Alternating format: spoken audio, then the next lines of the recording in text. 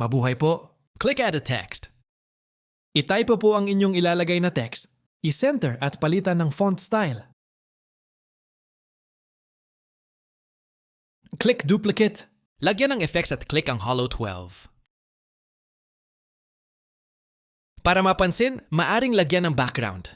Gawin ding white ang color ng font. Mag-add ng element na ink pink. I-adjust ito ayon sa inyong text.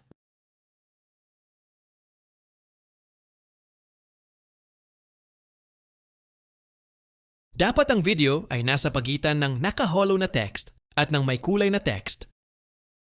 Dapat naka-remove background ang video ng ink pink para makita ang nasa likod na text. Subukan ng i-play ang ginawa mo. See comment sa full instructions. Maari mo ding pabilisin ang video, max ng ×2. Subukan mo ulit i-play.